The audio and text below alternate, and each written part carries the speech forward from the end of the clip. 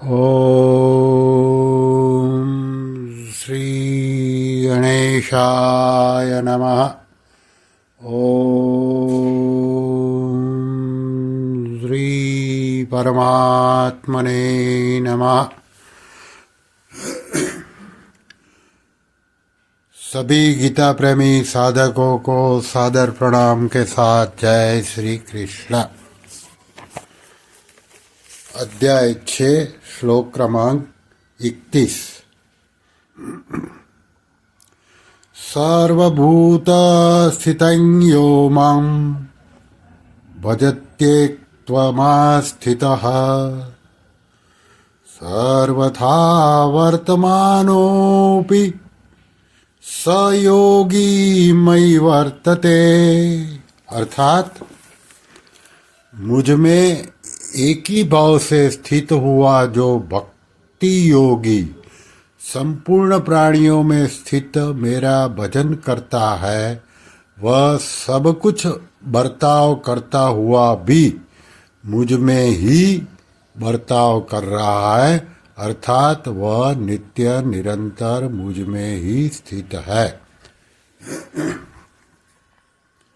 अभी इसकी व्याख्या साधक संजीवनी में से एकत्वमास्थितः पूर्व श्लोक में भगवान ने बताया था कि जो मेरे को सब में और सबको मेरे में देखता है उसके लिए मैं अदृश्य नहीं होता और वह मेरे लिए अदृश्य नहीं होता। अदृश्य क्यों नहीं होता?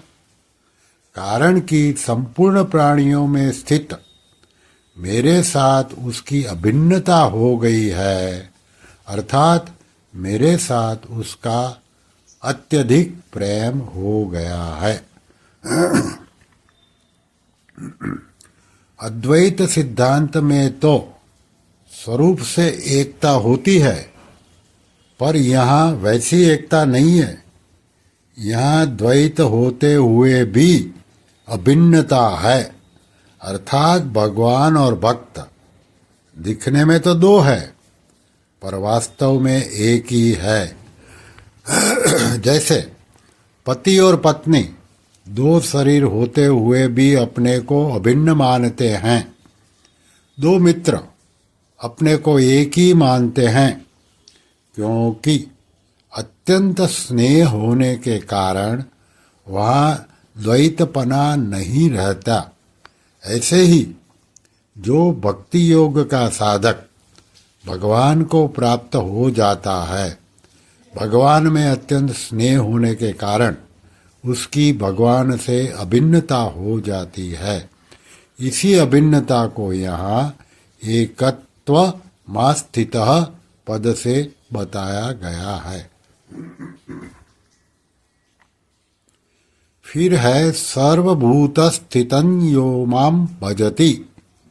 जब देश काल वस्तु व्यक्ति घटना परिस्थिति आदि में भगवान ही परिपूर्ण हैं, अर्थात संपूर्ण चराचर जगत भगवत स्वरूप ही है, जैसे 7वें अध्याय के 19वें श्लोक में बताया, वासुदेव सर्वम, यही उसका भजन है।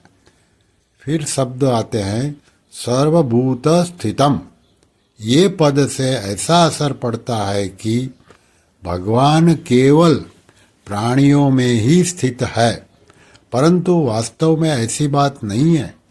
भगवान केवल प्राणियों में ही स्थित नहीं है, प्रत्युत संसार के कण कण में परिपूर्ण रूप से स्थित हैं।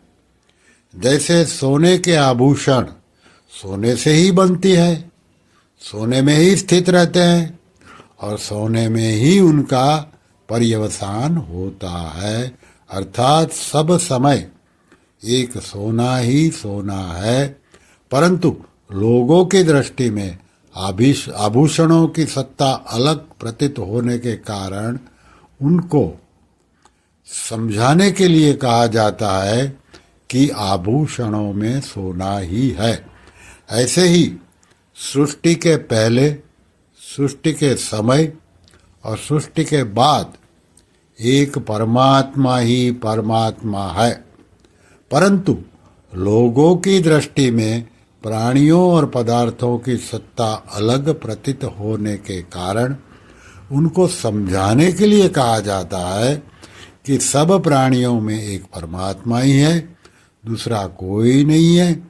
इसी वास्तविकता को यहाँ सर्वभूत स्थितम माम पदों से कहा गया है। फिर आता है सर्वथा वर्तमानोपि स योगी मयि वर्तते। वह शास्त्र और वर्ण आश्रम की मर्यादा के अनुसार खाते पीते, सोते जागते, उठते बैठते आदि सभी क्रियाएं करते हुए मेरे में ही बरतता है, मेरे में ही रहता है। कारण कि जब उसकी दृष्टि में मेरे सिवाय दूसरी कोई सत्ता ही नहीं रही, तो फिर वह जो कुछ बर्ताव करेगा उसको क्या करेगा? वह तो मेरे में ही सब कुछ करेगा। 13वें अध्याय में ज्ञान योग के प्रकरण में भगवान ने यह बताया कि सब कुछ बर्ताव करते हुए भी उसका फिर जन्म नहीं होता। वो 13वें अध्याय के 23वें श्लोक में बताया, सर्वथा वर्तमानोपि न स भूयो भी जायते। और यहाँ भगवान ने बताया कि सब कुछ बर्ताव करते हुए भी वह मेरे में ही रहता है। इसका तात्पर्य यह कि वहाँ संसार से संबंध विच्छेद होने की बात है और यहाँ भगवान के साथ अभिन्न होने की बात है। संसार से संबंध विच्छेद होने पर ज्ञान योगी मुक्त हो जाता है और भगवान के साथ अभिन्नता होने पर भक्त प्रेम के एक विलक्षण रस का आस्वादन करता है, तो अनंत और प्रतिक्षण वर्धमान है। यहाँ भगवान ने कहा कि वह योगी मेरे में बर्ताव करता है, अर्थात मेरे में ही रहता है। इस पर शंका होती है कि क्या अन्य प्राणी भगवान में नहीं रहते? इसका समाधान यह है कि वास्तव में संपूर्ण प्राणी भगवान में ही बरतते हैं, भगवान में ही रहते हैं, परंतु उनके अंतःकरण में संसार की सत्ता और महत्ता रहने से वे भगवान में अपनी स्थिति जानते नहीं, मानते नहीं। अतः भगवान में बरतते हुए भी, भगवान में रहते हुए भी उनका बर्ताव संसार में ही हो रहा है। अर्थात उन्होंने जगत में अहंता ममता करके जगत को धारण कर रहा है, जैसा कि गीता के 7वें अध्याय के 5वें श्लोक में कहा, ययेदम धार्यते जगत। वे जगत को भगवान का स्वरूप न समझकर, अर्थात जगत समझकर बर्ताव करते हैं। वे कहते भी हैं कि हम तो संसारी आदमी हैं, हम तो संसार में रहने वाले हैं, परंतु भगवान का भक्त इस बात को जानता है कि यह सब संसार वासुदेव रूप है।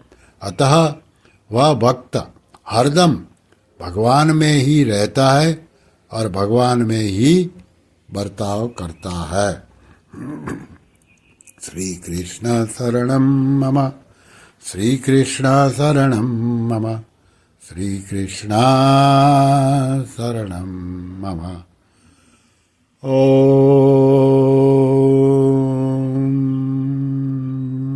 कृष्णार्पणमस्तु।